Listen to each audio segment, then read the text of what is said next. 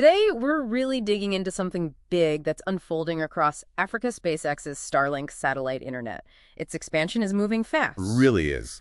And for you listening, think of this as your quick way to get up to speed on this whole digital shift and, what it actually means on the ground. We've gathered quite a bit of material, articles, reports, some pretty detailed analyses, all focused on Starlink in Africa. Yeah, and our goal basically is to pull out the most important bits for you. We're talking Starlink's strategy, how it's actually performing, what it means for competitors, and the big challenges it's hitting. Okay, so let's start with the strategy. Starlink's moving into Africa, but it sounds like their approach is, well, a bit different. It is, yeah. It's less about dominating one single market right away and more what you might call thin but wide. Thin but wide. Exactly. They're targeting specific, often higher value customer groups across a whole lot of countries. The aim is something like 1 million users spread across maybe 30, 40 African nations. That's out of their, 4.6 million global users. Okay, so not putting all their eggs in one basket initially. Why do it that way? What's the thinking? Well, there are a few good reasons. First, it lowers their upfront financial risk. Big advantage. Right. It also lets them test the waters in lots of different markets at once. See where the real demand is, figure out the specific hurdles in each place. It's almost like large-scale market research in real time. Okay, that makes sense. Learn as you go. And then, where they see strong potential, they can double down with more investment, like building those crucial points of presence, the poppies, which we'll definitely get into. Gotcha. A measured approach then. And they're not going it alone, are they? Partnerships seem really central to this. Oh, absolutely critical. These strategic partnerships with established players, like, say, Airtel Africa or Paratus Group, they're fundamental. And they aren't just sales channels. No, far from it. They're vital for navigating the often really complex regulatory landscapes in each country. Plus, they open doors to established enterprise clients. Yeah, dealing with regulations across dozens of countries sounds like a nightmare. How do partners like Airtel actually help with that? And who are they targeting together? Well, take Airtel Africa. They already operate. They have licenses in many African countries. So partnering lets Starlink leverage those existing permits, which can really speed up market entry. Okay. And that specific partnership, it's aimed at businesses, schools, healthcare facilities, especially in remote spots. Though, of course, that all depends on getting the regulatory thumbs up. Right, always the approvals. And Apparatus Group is another key example of this kind of strategic link-up. So if I'm running, say, a mining operation or a big farm in a remote part of Africa, getting Starlink through a familiar name like Airtel or Paratus, that feels safer, simpler. Precisely. These partners are known quantities. They have the relationships. They understand the local scene. For those big companies, needing super reliable internet for critical stuff way out there, buying it through a trusted local provider just adds that layer of confidence and, frankly, convenience. Okay, strategy makes sense. Spread out, partner up. But what about the service itself? How does Starlink actually perform across Africa? What's the user experience like? Now, that's where things get really interesting. If we look at the data, say, from Q1 2025, the picture is kind of mixed, but generally positive on downloads. Okay. Starlink usually blows past the download speeds of traditional ground-based ISPs in most places. But, and this is a big but, the overall quality, especially things like upload speed and latency, that varies a lot. And it really hinges on whether there's a local point of presence, a POPI. A COPI, right. You mentioned that. That's the ground station connecting the satellites to the internet backbone. How much difference do they really make? A massive difference. Huge. Think of them as local on-ramps and off-ramps for the satellite data, connecting directly into regional internet exchange points. Okay. Bringing that traffic straight into the local network drastically cuts the distance the data has to travel. So yeah, performance gets way better. It's not just a small speed bump. It fundamentally changes the experience, making real-time stuff like video calls actually work well. So which countries are leading the pack right now, speed-wise? According to that Q1 data, Botswana stands out. Median download speed over 106 megabits per second. That's like more than 11 times faster than other ISPs there. 11 times, wow. Yeah. Eswatini and Rwanda are also doing really well, both clocking in above 85 milliAPs, significantly faster than their local competition too. That's genuinely game-changing speed. What about the other end? Where are speeds lower? Well, several places showed median downloads under 50 milliAPs. Oh. That includes Madagascar, Kenya, South Sudan, Zimbabwe, and Nigeria. Now, context is important here. Even at those speeds, Starlink was often still 2, maybe 4 times faster than the other options. Madagascar was a bit less, maybe under twice as fast. Kenya and Nigeria specifically were in that 44 to 50 millipedes range. And uploads, latency, how do those stack up? Uploads, Kenya's actually leading there, nearly 15 millipedes. Ghana and Rwanda are close behind, over 13 millipedes. Latency. Starlink generally keeps it under 200 milliseconds. It's okay. But compared to fiber? Yeah, that's the catch. It's usually 2 to 5 times higher latency than fiber. In Ghana, it was almost 10 times higher. So for things needing instant response, like, serious online gaming or really interactive video calls, you'd feel that difference. Right, that delay could be noticeable. You said pops make a huge difference. Give us a concrete example. Okay, perfect example. Kenya. After the Nairobi pop went live in January 2025, things changed dramatically. How so? Median multi-server latency, basically how responsive the network feels, it dropped by an incredible 81%. Went from around 279 milliseconds down to just 53 milliseconds. Wow, 81%. Massive improvement for anything real-time. And uploads. They more than doubled, hitting that nearly 15 millipedes figure we mentioned. The best in Africa. Just from that one ground station, that's impressive. Did it help neighbors too? It did, yeah. Rwanda saw its latency fall by 70%. Big upload gains too. And other countries nearby, Malawi, Zambia, Botswana, even South Sudan, they also saw improvements in uploads or latency, or both, after Nairobi came online.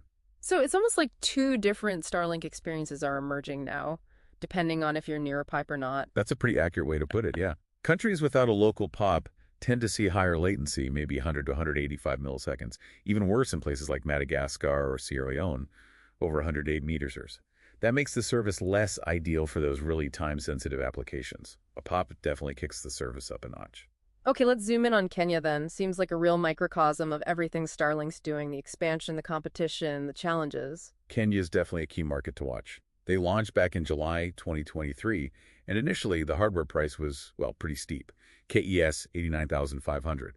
Yeah, I remember that, but then they got really aggressive with pricing, didn't they? They really did. Cut the standard hardware cost significantly, down to around KES 45,000. Introduced the smaller, cheaper Starlink Mini at KES 27,000. Rolled out a cheaper residential light monthly plan, around $31 a month. And the rental option, too. Yep, even a monthly kit rental. About KES 1,950 plus an activation fee. It's clear they went all in on making it more accessible to grab market share quickly in Kenya. But then we started hearing about speed issues, especially around Nairobi. What happened there? Right, that's the flip side. While they were signing people up fast, especially in and around Nairobi, reports surfaced of download speeds dropping quite a bit. From what to what? Some early adopters were apparently seeing speeds over 200 millipedes initially. But by early 2025, the average in those busy areas was down closer to 47 millipedes. And the reason? Seems to be network congestion. Basically, too many users in one area overloading the available satellite capacity. Too much success too quickly, in a way. So success created its own problem. Kind of, yeah.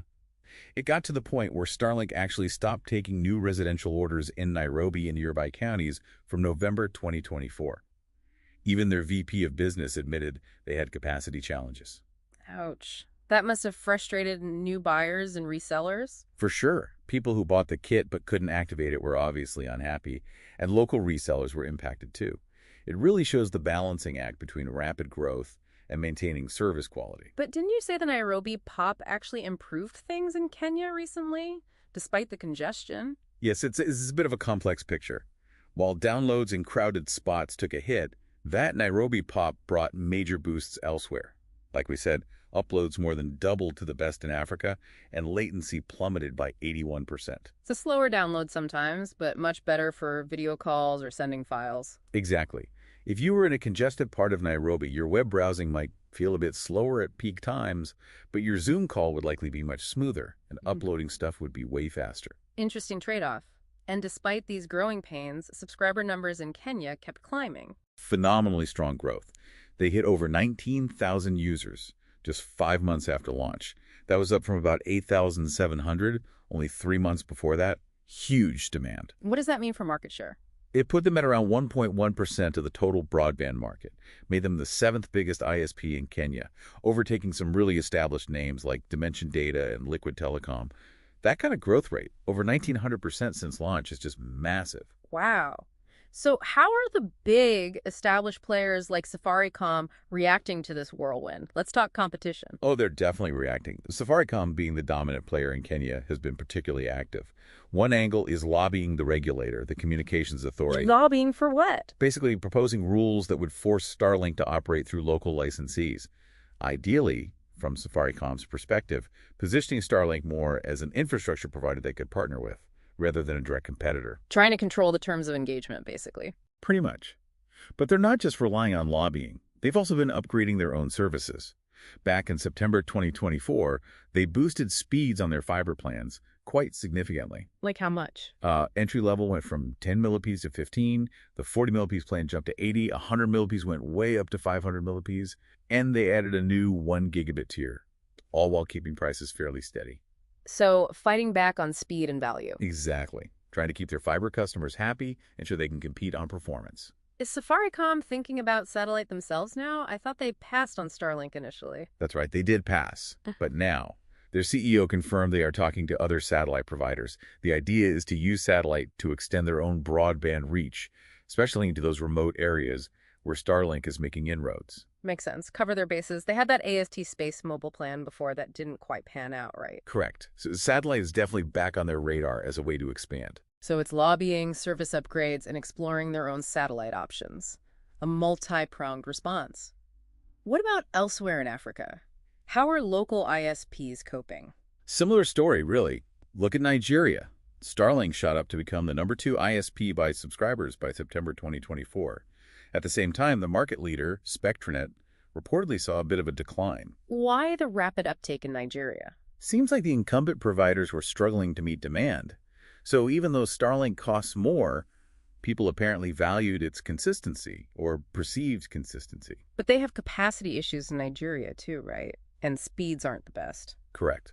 Lagos, other big cities are seeing those congestion problems, and overall speeds in Nigeria are lower than in some other African nations, like Botswana or Rwanda. Speaking of Rwanda, they were an early market for Starlink. How's it going there? They launched commercially back in March 2023. By the end of that year, they had around 3,400 subscribers. Not massive numbers yet, probably because the price is still quite high for the average person there. But the government's using it. Yes, and that's significant. They have a pilot program aiming to connect 500 remote schools using Starlink. GS Kasek was the first one. It shows how the tech can be targeted for public good, bridging the digital divide in education where fiber won't reach easily. It really feels like Starlink's mere presence is shaking up pricing everywhere. Absolutely. It's forcing traditional ISPs to look hard at their price tags. We're seeing reports that Starlink's monthly cost is actually lower than the leading traditional options in places like Zimbabwe, Ghana, Mozambique. Even Kenya with that light plan. Even Kenya, yeah. The light plan undercuts some traditional offerings. The price difference can be stark. Like in Zimbabwe, one report mentioned Starlink around $30 versus a comparable traditional plan maybe costing hundreds. In Kenya, comparing entry levels, Starlink Lite was cheaper per month than Safaricom's lowest fiber tier. Those speeds differ. So that pressure is real. Definitely. It's pushing incumbents to rethink their whole value proposition, speed, price, features. Okay, Starlink's definitely making waves, but it can't be easy. What are the biggest roadblocks they're hitting across Africa? Oh, the challenges are significant. Huge, really. Top of the list has to be the regulatory and licensing hurdles. Yeah. It's just incredibly complex. How so? Every country is different. South Africa, for instance, the launch stalled because of their black economic empowerment laws, the 30% local black ownership requirement. They're apparently trying to find workarounds, but it's a major block. And outright shutdowns elsewhere. Yeah, Cameroon, Namibia, they've faced crackdowns for supposedly operating without the right licenses. Namibia actually ordered them to stop operations. Even where they are operating, like Kenya. Even there. Proposals popped up to hike satellite ISP license fees massively, add new levies. Many see that as partly driven by lobbying from competitors trying to make things harder for Starlink. Right. Uganda has its own set of hoops, specific licenses needed, landing rights, concerns about data sovereignty where data is stored, and local content. And Starlink is actively lobbying too, like in the Gambia, reportedly with help from the U.S. State Department. It's a constant battle, country by country. Beyond the red tape, what about just plain cost? Is it actually affordable for most people? That's the other huge barrier. The hardware cost, $250 or more. That's a massive upfront investment for many. And then the monthly fees, $30, $55. sometimes more. But people are signing up, despite the cost. Yes, which is interesting. It creates this sort of affordability paradox. It suggests their initial strategy is working, targeting more affluent individuals, businesses, and people in remote areas who have literally no other decent option and are willing to pay a premium. So the price cuts and things like the Light plan in Kenya are attempts to broaden that appeal. Exactly, trying to make it accessible to more people. Uh-huh. But for true mass adoption across the continent, they'll likely need further cost reductions, maybe subsidies, more public-private partnerships. It really varies, too, looking at a table of prices across Benin, Botswana, Nigeria, Kenya. Yeah. The costs aren't uniform. Okay, so regulations and cost are big. What about just running the service day-to-day, operational issues? Yeah, those capacity constraints we talked about in Nairobi and Lagos, that's a major operational headache. Leads to slower speeds, unhappy customers having to pause signups. Maintaining consistent quality as they grow so fast is tough. Any other operational pains? Users report inconsistent service sometimes, unexpected outages, and customer support. That comes up a lot in reviews. People often describe it as weak, sometimes even non-existent, though Starlink does have official support channels. Getting help, especially if you're remote, can apparently be difficult. And finally, just the basic logistics, getting the dish to someone and keeping it running. That's another layer. It's mostly self-install, right? Kits are shipped directly or through local retailers. Yeah. But then you've got potential hassles with import duties, customs fees, local taxes adding to the cost. And power. Ah, yes, critical point. Especially in rural or off-grid areas, you need stable electricity for the terminal. That often means users have to invest extra in solar panels or batteries. Another cost, another layer of complexity. So lots of hurdles. But despite all that, you're saying Starlink is making a positive difference. Where are the big wins? Absolutely. I think the biggest win, undeniably, is connecting the unconnected. Bringing high-speed internet to places where traditional fiber or even decent mobile broadband just wasn't feasible, economically or technically. Well, we see proof of that. Yeah. Rapid signups in Nigeria and Kenya tell that story. In Zimbabwe, there was a noticeable jump in overall satellite internet subscriptions, mainly attributed to Starlink's arrival. For many people, this is genuinely their first taste of proper broadband. It's huge. And that connectivity is changing things in key areas like schools and hospitals. It seems so. That Rwanda Schools pilot is a great example. We hear about rural schools in Zimbabwe getting online, kids in Okaka, Nigeria, accessing educational resources they never could before. It's helping bridge that digital divide. And healthcare. Reports from Oranga County in Kenya called it life-saving, enabling telemedicine, digital records in remote clinics. In Sudan, incredibly, the first mobile telemedicine clinic in a conflict zone is using Starlink. It's supporting vital services in really tough places. What about for businesses, especially rural ones? It's opening doors. Yeah. Access to global markets via e-commerce, online banking, digital tools for farming, for tourism. It's seen as a potential catalyst for digitalization, even AI adoption in some analyses from Zimbabwe, and just basic communication during disasters. It's proving essential. But the long-term impact, especially for the poorest. It definitely hinges on making it more affordable long-term, maybe through those subsidies or partnerships we mentioned. But the potential is there to enable totally new ways of delivering public services, health, education, government in remote areas. Okay, so we've heard the good and the bad. What are actual users saying? What's the vibe from testimonials? It really is a mix, like you expect. You get incredible enthusiasm from people in rural spots finally getting fast internet. We saw quotes about insane speeds in rural Kenya, about its reliability in Sudan where nothing else worked. People are genuinely thrilled in those situations. But the negatives? In the cities where congestion hits, you hear about inconsistent service, like in Lagos. Gamers sometimes complain about the higher ping times, that latency issue like in Zimbabwe. And consistently, the high hardware cost comes up along with difficulties getting customer service. And in places like Nigeria, some users note the speeds aren't as fast as in other African countries. So a real spectrum of experiences depending on location, usage, and expectations. Exactly. All right, this has been incredibly insightful. Pulling it all together now, what are the main takeaways on Starlink's big African adventure so far? Well, I think the speed and scale of their entry are undeniable. They've shown satellite internet can reach underserved areas fast and really shake up the competition. That's the strength. And the weaknesses, the vulnerabilities. Those are significant too. Navigating the incredibly varied regulations, making it truly affordable for the average person, managing network capacity as they grow, especially in cities, and, frankly, beefing up their customer support. Those are major hurdles. Looking forward then, what's crucial for their continued success across the continent? Two things stand out: scaling capacity effectively to meet demand without degrading service, and mastering that complex regulatory landscape country by country. Getting those right is key. And of course, continuing to innovate on pricing like light plans, rentals, and rolling out new tech like direct-to-cell could also be game changers. So thinking about everyone involved, Starlink, the local ISPs, the governments, what should they be focusing on strategically? Okay, for Starlink, tackle capacity urgently. Keep pushing on affordability. Build much stronger local support and engage transparently with regulators. Don't just fight them, work with them. And the local incumbents, like Safaricom? They need to innovate, compete hard on value and customer experience. Maybe look for smart alliances. Don't just try to block Starlink. Find ways to offer compelling alternatives or even work alongside them where it makes sense. And for African governments and regulators. The goal should be enabling frameworks that encourage investment and expand access for everyone, foster partnerships, maybe public-private ones, but also ensure fair competition and protect consumer interests. It's a balancing act. It really feels like Starlink is this powerful new element changing the whole equation for internet access in Africa.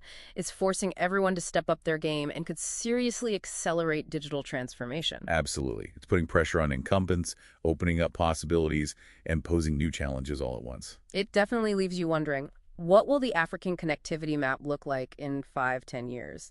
How profoundly will this change everyday life and opportunity across the continent? It's a massive question, isn't it? Yeah. A really dynamic situation still unfolding. The potential for significant lasting change is certainly there. Thanks so much for breaking all of that down for us. Really appreciate the insights.